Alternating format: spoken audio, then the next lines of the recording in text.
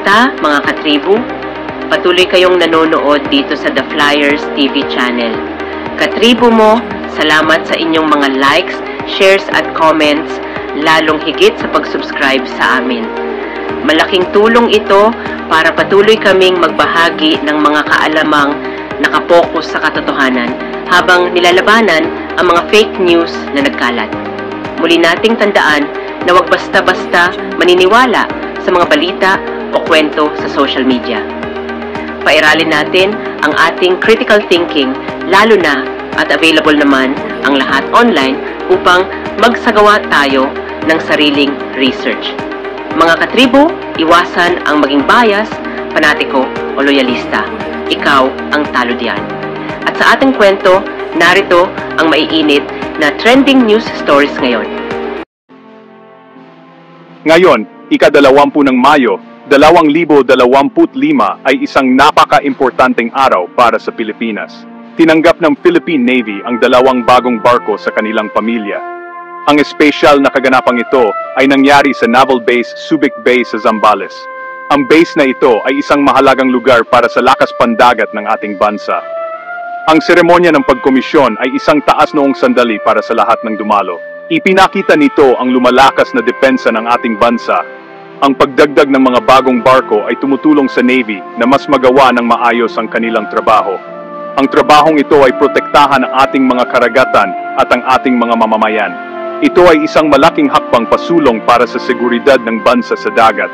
Ang pinuno ng ating bansa, si Pangulong Ferdinand R. Marcos Jr., ay nandoon para pangunahan ang seremonya. Ang kanyang pagdalo ay nagpakita kung gaano kahalaga sa ating gobyerno ang isang malakas na Navy. Ang mahalagang kaganapang ito ay nangyari rin sa isang espesyal na araw para sa Navy. Ito ang ika-127 kaarawan ng Navy, ang anibersaryo ng pagkakatag nito. Kaya, ito ay dobleng selebrasyon para sa lahat ng mga marino at opisyal. Sila ay nagsisikap araw-araw para panatiling ligtas ang ating mga karagatan. Ang makita ang mga bagong barkong ito na sumasama sa pangkat ay nagbibigay sa kanila ng mas maraming kagamitan para gawin ang kanilang mahalagang trabaho na tinitiyak na epektibong mababantayan ng Pilipinas ang malawak nitong baybayin at mga teritoryo sa dagat. Ang naramdaman sa Naval Base Subic Bay ay kasabikan at pagmamalaki sa bansa. Maraming mahahalagang tao ang dumating para panoorin ang opisyal na pagsali ng mga bagong barko sa Navy. Kasama rito ang mga opisyal ng depensa, mga leader ng militar, at ang mga pamilya ng mga tripulante. Kasama sa seremonya ang mga tradisyon na naging bahagi na ng kasaysayan ng hukbong dagat sa loob ng maraming taon. Ang mga tradisyong ito ay nagpapaalala sa atin ng dedikasyon at katapangan ng mga marino. Ang pagkomisyon sa mga barkong ito ay hindi lang tungkol sa pagkakaroon ng mga bagong kagamitan. Ito ay tungkol sa pagpapalakas ng diwa at kakayahan ng buong puwersang pandagat. Nagpapahiwatig ito ng dedikasyon sa isang moderno at may kakayahang depensa sa dagat. Hindi maaring maliitin ang kahalagahan ng kaganapang ito sa Subic Bay. Ang mismong lugar na ito ay may mahabang kasaysayan na may kaugnayan sa lakas pandagat sa rehiyon. Sa pagdaraos ng seremonya dito, nagpapadala ang Pilipinas ng malinaw na mensahe. Ipinapakita nito na seryoso tayo sa pagprotekta sa ating pambansang interes sa dagat. Ang mga bagong barkong ito, ang BRP Miguel Malvar at PRP Albert Magini, ay kumakatawan sa isang malaking pamumuhunan para sa ating kinabukasan. Sila ay mga simbolo ng determinasyon ng ating bansa na mapanatili ang kapayapaan at seguridad sa ating bahagi ng mundo. Ang araw na ito ay maaalala bilang isang mahalagang yugto sa paglalakbay ng ating Navy tungo sa mas malakas na puwersa. Isa sa mga bagong barko na kasama na ngayon sa Philippine Navy ay ang BRP Miguel Malvar. Ang opisyal na numero nito ay FFG-06. Ang barkong ito ay isang uri ng barkong pandigma na tinatawag na guided missile corvette. Tinatawag din itong guided missile frigate ng iba dahil ito ay medyo malaki at maraming armas. Ginawa ito para maging isang malakas na mandirigma sa dagat. Ipinangalan ang barko sa isang matapang na bayaning Pilipino, si General Miguel Carpio Malvar. Siya ay isang napakahalagang general na lumaban para sa kalayaan ng ating bansa noong panahon ng Rebolusyong Pilipino at digmaang Pilipino-Amerikano. Ito ay isang angkop na pangalan para sa barkong magpoprotekta sa ating bansa. Ito na nga ang pangalawang beses na isang barko ng Philippine Navy ang nagdala ng pangalang Miguel Malvar. Ipinapakita nito kung gaano kalaki ang ating paggalang sa pambansang bayaning ito. Ang kanyang diwa ng katapangan at pagmamahal sa bayan ay tiyak na magbibigay inspirasyon sa mga tripulante ng bagong barkong ito. Ang BRP Miguel Malvar ay bahagi ng isang klase ng mga barko na kilala bilang mga 118-meter na Malvar-class corvette. Ibig sabihin, ito ay 118 metro ang haba, kaya naman kitang-kita ito sa dagat. Dahil sa laki nito, kaya nitong magdala ng mas maraming kagamitan at manatili sa dagat ng mas matagal na napakahalaga para sa kanyang mga misyon. Ang BRP Miguel Malvar ay isang modernong barkong pandigma na ginawa gamit ang bagong teknolohiya. Ginawa ito para kayanin ang maraming iba't ibang uri ng gawain na kailangang gawin ng Navy. Ang mga pangunahing trabaho nito ay ang lumaban sa mga kalabang barko at magbigay proteksyon laban sa mga pag-atake mula sa himpapawid. Dahil dito, ito ay isang napaka-versatile o maraming kayang gawin at mahalagang kagamitan para sa Navy. Inaasahang magtatrabaho ng mabuti ang barko para mapanatiling ligtas ang karagatan ng Pilipinas. Ito ay kumakatawan sa bagong antas ng kakayahan para sa ating mga puwersa sa dagat na nagpapahintulot sa kanila na gumalaw ng mas epektibo sa mga komplikadong sitwasyon sa dagat at makatulong sa katatagan ng rehiyon. Ang desisyon na ipangalan ang malakas na barkong ito kay General Miguel Malvar ay isang paalala sa mayamang kasaysayan ng Pilipinas sa pakikipaglaban para sa kalayaan. Kilala si General Malvar sa kanyang tibay ng loob at matalinong pag-iisip sa mga estratehiya. Ito ang mga katangian na mahalaga rin para sa isang modernong barkong pandagat at sa mga tripulante nito. Sa pagsisimula ng serbisyo ng BRP Miguel Malvar, dala nito hindi lang ang mga makabagong armas, kundi pati na rin ang pamana ng isang pambansang bayani. Ang koneksyon na ito sa nakaraan ay nagbibigay ng matibay na pundasyon para sa kanyang serbisyo sa hinaharap sa pagprotekta sa Pilipinas at sa mga interes nito sa malawak na karagatan. Ang BRP Miguel Malvar FFG-06 ay ginawa ng isang sikat na kumpanya sa South Korea. Ang kumpanyang ito ay tinatawag na HD Hyundai Heavy Industries o HHI sa maikli. Kilala sila sa buong mundo sa paggawa ng magagaling na barko, kasama na ang maraming modernong barkong pandigma. Pinili ng Pilipinas ang HHI para gawin itong mahalagang corvette dahil sa kanilang galing at karanasan. Ipinapakita ng samahang ito ang magandang ugnayan ng Pilipinas at South Korea sa pagpapalakas ng kakayahan sa depensa.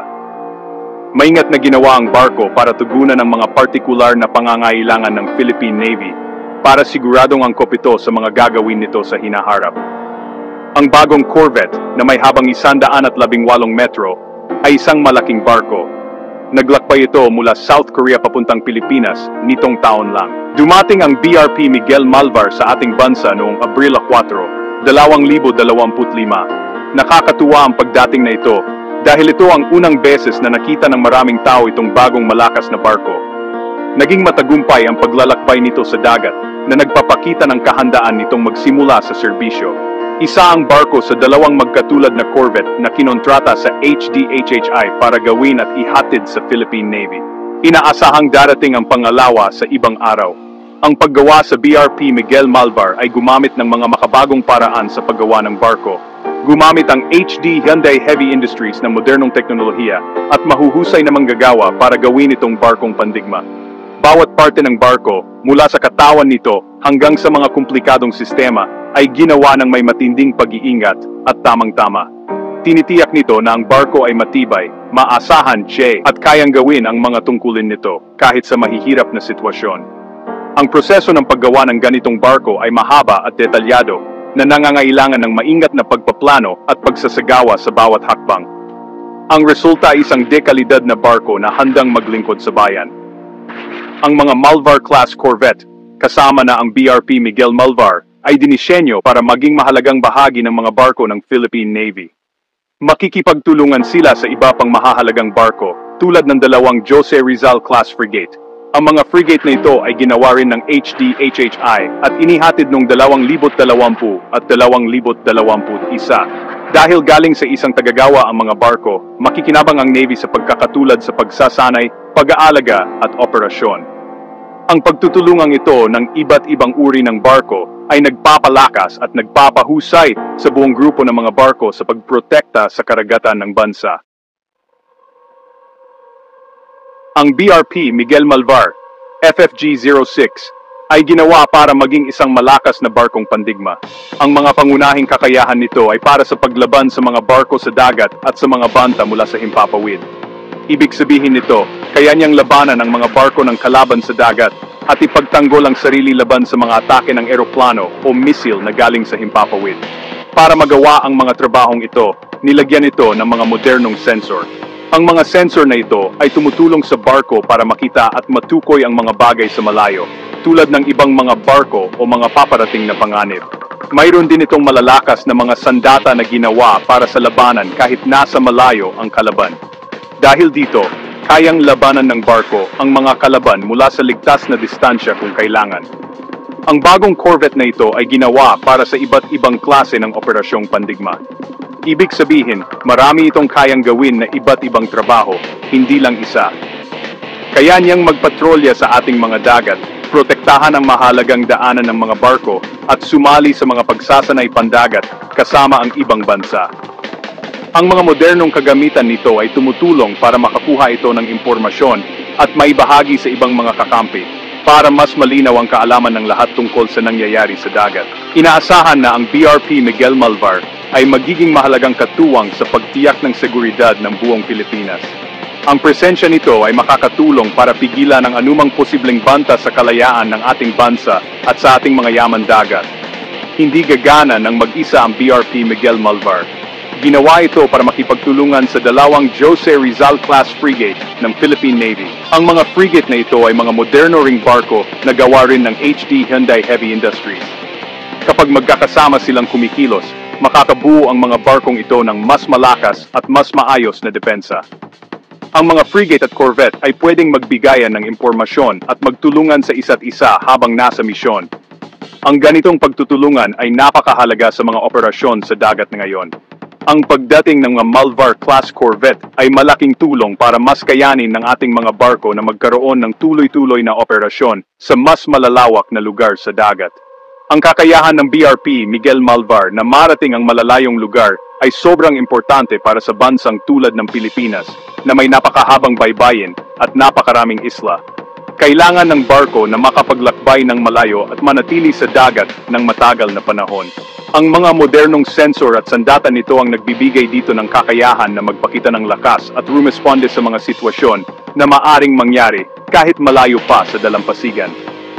Dahil dito, ang BRP Miguel Malvar ay napakahalagang katuwang sa pagprotekta ng exclusive economic zone ng ating bansa at sa pagpapatupad ng mga batas pandaigdig sa mga dagat sa paligid natin. Tunay ngang isa itong tagapagtanggol ng ating mga karagatan. Ang pangalawang barko na pinasinayaan ngayon ay ang BRP Albert Magini na may numero sa katawan na PG-00. Iba itong klaseng barko, isa itong Acero class na mabilis umatake at humarang na sasakyang pandagat na madalas tawaging Pike. Ang mga bangkang ito ay special na klase ng mga Shaldag Mark V na bangkang pampatrolya na unang ginawa ng Israel Shipyards. Ang BRP Albert Magini ay ginawa para mabilis at listo kumilos malapit sa tabing dagat. Isa rin itong bangkang pangpatrolya na kayang magdala ng missile. Ibig sabihin, may dala itong malalakas na missile kahit maliit lang ito. Dahil dito, napakadelikado itong kalaban para sa kahit sinong gustong gumawa ng gulo. Ang talagang special sa BRP Albert Magini ay kung saan ito ginawa. Itong mabilis na pang-ataking sasakyang dagat ang pinakaunang barkong Acero class na ginawa mismo dito sa Pilipinas. Ginawa ito sa sariling paggawaan ng barko ng Philippine Navy na nasa probinsya ng Cavite. Napakalaking bagay nito para sa ating bansa. Kahit na ang naunang 7 bangkang Acero class ay ginawa ng Israel Shipyard sa Haifa, Israel. Ipinapakita ng bagong bangkang ito na mga Pilipinong gumagawa ng barko ay natututo at nagiging mas magaling pa. Itong paggawa dito sa atin ay isang bagay na dapat ipagmalaki ng industriya ng Pilipinas. Ang BRP Albert Magini ay ipinangalan para bigyang parangal si Ensign Albert Magini. Isa siyang tunay na bayani ng Philippine Navy. Nakatanggap si Ensign Magini ng Medal of Valor, ang pinakamataas na parangal para sa mga sundalo sa ating bansa, dahil sa kanyang sobrang tapang.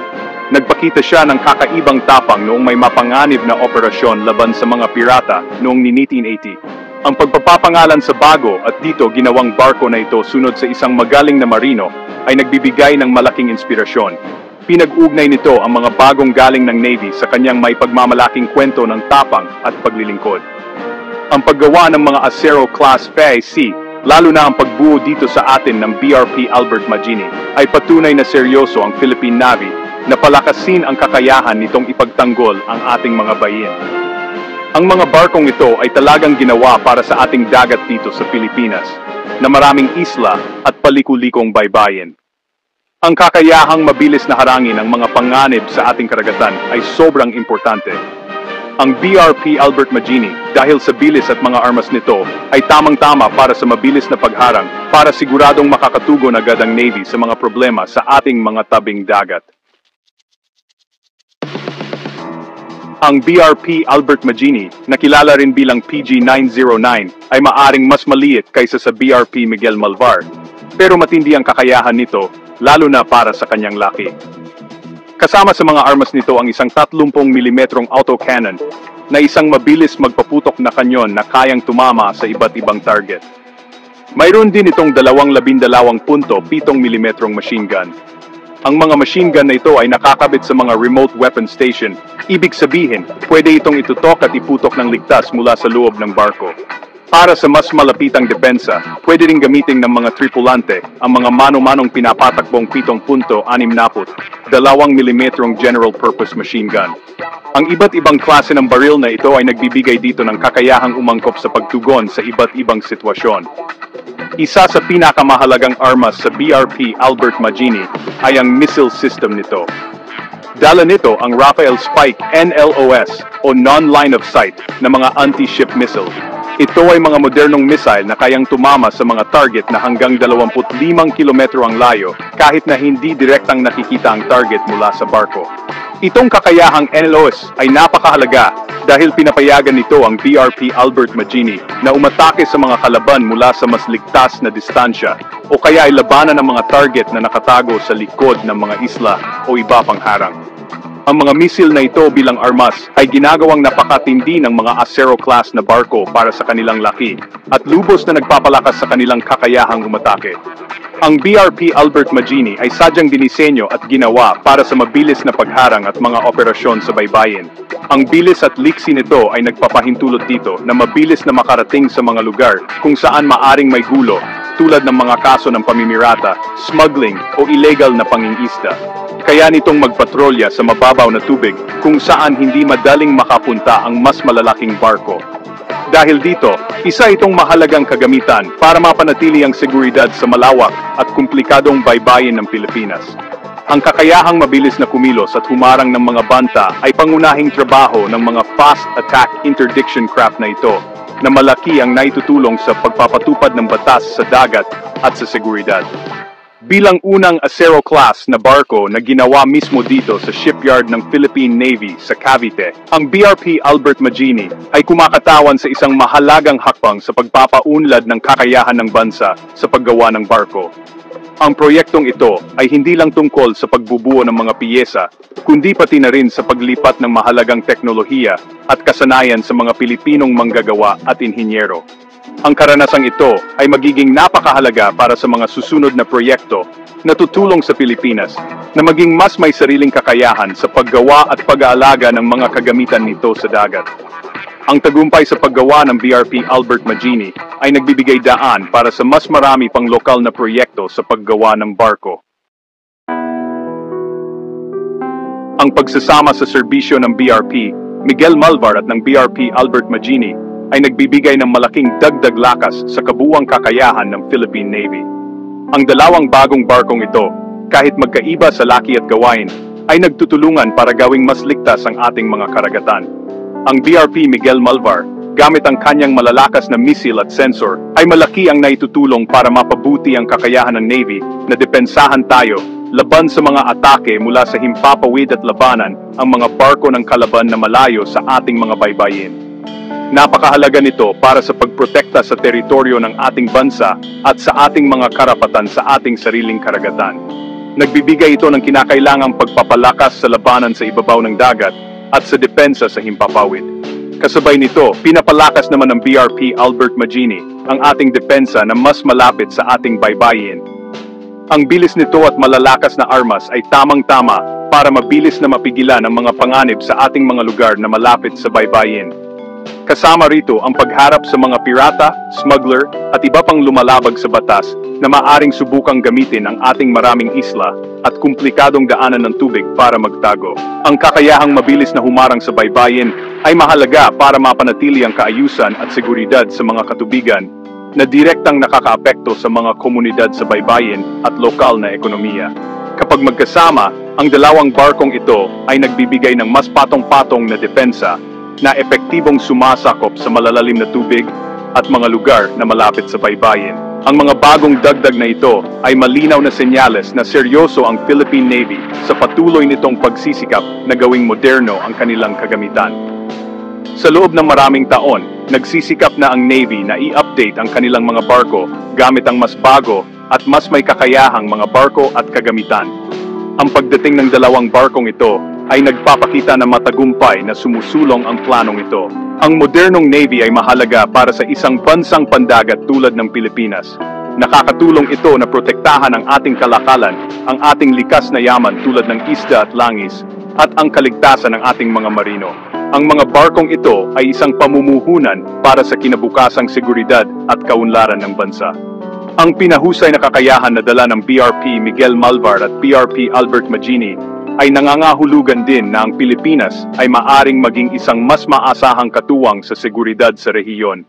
Kapag mas malakas ang ating Navy, mas epektibo itong makikipagtulungan sa mga Navy ng mga kaibigang bansa para harapin ang mga karaniwang hamon tulad ng pamimirata, tulong sa sakuna, at pagpapanatili ng kalayaan sa paglalayag. Nakakatulong ito sa kapayapaan at katatagan sa Timog Silangang Asya. Ang pagkakaroon ng mga modernong barkong ito ay nagpapakita ng dedikasyon ng Pilipinas sa pagtataguyod ng mga pandaigdigang batas at pamantayan sa karagatan na ginagawang mas respetadong lakas pandagat ang ating bansa. Ang pagkuha ng BRP Miguel Malvar at BRP Albert Magini ay bahagi ng mas malaking plano para palakasin at gawing moderno ang buong sandatahang lakas ng Pilipinas. Ang planong ito ay madalas pinag-uusapan sa mga yugto. Ang mga bagong barkong ito ay kasama sa tinatawag na Re-Horizon 3 phase ng programa para gawing moderno ang militar ng Pilipinas.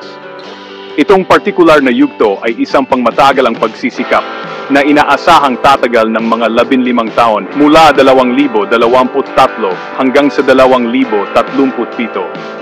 Ipinapakita nito ang tuloy-tuloy na dedikasyon sa pagbuo ng isang puwersang pandepensa na kayang harapin ang mga hamon ngayon at sa hinaharap. Napakalaking halaga ng pera ang inilaan para sa Re-Horizon 3 phase na ito, mga 35 bilyong dolyar. Ang pondong ito ay gagamitin para bumili ng mga bagong kagamitan, pagbutihin ang pagsasanay at magtayo ng mas magagandang pasilidad para sa lahat ng sangay ng militar. Kasama na ang Navy, Army at Air Force. Para sa Navy, nangangahulugan ito ng mas maraming modernong barko, mas mahuhusay na armas, at mas pinagbuting mga sistema ng suporta. Ang HD Hyundai Heavy Industries o HHI mula sa South Korea ay naging napakahalagang katuwang sa mga gawaing ito, lalo na para sa Navy. Sila ang pangunahing tagapagtustos ng mga bagong barko mula pa noong 2016. Hindi lang ang BRP Miguel Malvar ang ibinibigay ng HD Hyundai Heavy Industries. Nakatakda rin silang maghatid ng isa pang Corvette na katulad ng Miguel Malvar. Bukod sa 2 Corvette na ito, gagawa at maghahatid din ang HHI ng 6 na bagong offshore patrol vessel o OPV para sa Philippine Navy. Ang mga OPV na ito ay mas malalaking barko na dinisenyo para sa mas matagal na pagpapatrolya sa ating exclusive economic zone. Inaasahang darating ang mga barkong ito sa pagitan ng 2025 at 2029. Kapag naihatid na ang lahat ng barkong ito, ang kabuuang bilang ng mga barkong ginawa ng HHI para sa Pilipinas ay aabot sa 10, isang napahalagang ambag. Bukod sa mga kasalukuyang kontrata, nagpakita rin ng interes ang HDHHI na ipagpatuloy ang kanilang pakikipagtulungan sa Philippine Navy. Nagpanukala sila na gumawa ng mas moderno pang mga frigate batay sa disenyong tinatawag na HDF 3500 at posibleng mas marami pang Corvette para sa mga susunod na yugto ng programang Horizon 3. Ang pangmatagalang pananaw na ito ay nagpapakita ng matatag na ugnayan na binuo sa tiwala at matagumpay na mga nakaraang proyekto. Ang programa sa modernisasyon ay isang malawakang pamamaraan para matiyak na epektibong mapoprotektahan ng Philippine Navy ang malawak na interes ng bansa sa karagatan laban sa iba't ibang panganib sa isang rehiyon na lalong nagiging komplikado. Ang kwento ng BRP Albert Magini ay sadyang mahalaga dahil ipinapakita nito ang lumalagong kakayahan ng Pilipinas na gumawa ng sarili nitong mga barko. Kahit na galing sa Israel ang disenyo, ang mismong pagbuo nitong mabilis na barkong pandigma sa shipyard ng Navy sa Cavite ay isang malaking hakbang pasulong. Ito ay tanda ng pag-unlad patungo sa pagkakaroon ng tinatawag na sariling kakayahan sa paggawa ng barko.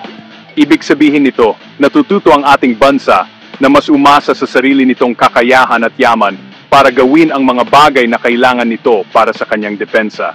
Napakahalaga ito para sa pangmatagalang pagsasarili at danggal ng bansa.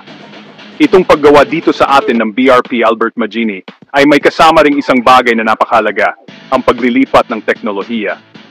Kapag ang mga bihasang manggagawa ng barko mula sa ibang bansa ay nakikipagtulungan sa mga Pilipinong inhinyero at manggagawa, ibinabahagi nila ang kanilang kaalaman at kasanayan. Nakatutulong ito sa ating mga lokal na manggagawa na matuto ng mga bagong pamamaraan at maintindihan ang mga modernong paraan sa paggawa ng barko. Itong paglilipat ng teknolohiya ay isang mahalagang benepisyo ng mga ganitong pagsasama. Nakakatulong itong bumuo ng mga bihasang manggagawa sa Pilipinas na kayang suportahan hindi lang ang paggawa ng barko para sa Navy, kundi pati na rin ang ibang mga industriyang pandagat na nakakatulong sa pag-unlad ng ekonomiya. Sa hinaharap, ang mga international partner tulad ng HD Hyundai Heavy Industries ay nakakakita ng malaking potensyal sa Pilipinas. Nagpahayag ang HDHHI ng hangarin na tulungang may tatag ang Pilipinas bilang sentro sa rehiyon para sa kanilang mga operasyon sa Timog Silangang Asya. Maaring kasama dito ang higit pa sa pagbebenta lang ng mga barko. Maaring ibig sabihin nito ang pagbuo ng mas malalim na pagsasama, pagtulong na magtayo ng mas modernong lokal na sistema sa paggawa ng barko at pagpatuloy ng mahalagang proseso ng paglilipat ng teknolohiya. Ang ganitong pag-unlad ay magdadala ng maraming benepisyo sa Pilipinas, kasama na ang mga trabaho, kasanayan, at mas matatag na base ng industriya. Ang pagkomisyon sa BRP Miguel Malvar at BRP Albert Magini, kaya naman ay higit pa sa pagdaragdag lang ng 2 bagong barko. Ipinapakita nito ang pagsulong sa maraming aspeto, mas pinalakas na kakayahan ng hukbong dagat, dedikasyon sa modernisasyon, ang paglago ng lokal na industriya, at mga estratehikong pagsasama. Ang mga pag-unlad na ito ay bahagi lahat ng pagtahak ng landas patungo sa isang mas ligtas at masaganang kinabukasan para sa Pilipinas bilang isang bansang pandagat. Ang paglalakbay na ito ay nangangailangan ng patuloy na pamumuhunan, dedikasyon, at nangabihasang kamay ng mga Pilipinong mandaragat at manggagawa ng barko na nagtutulungan para protektahan ang ating malawak at mahalagang karagatan. Maraming salamat mga katribo sa patuloy na panonood. Alam ko nakasubscribe ka na. Hayaan mong iwanan ko sa inyo ang mga salitang inihabilin ni Jesus sa ating inang simbahan upang manatili ka sa pananampalataya. Matthew chapter 18 verse 18 to 21. I tell you the truth, whatever you forbid on earth will be forbidden in heaven, and whatever you permit on earth will be permitted in heaven. I also tell you this, if 2 of you agree here on earth concerning anything you ask, my Father in heaven will do it for you. Amen. Hanggang sa next video, mga katribo, like, share, comment, and subscribe. Ito ang The Flyers TV.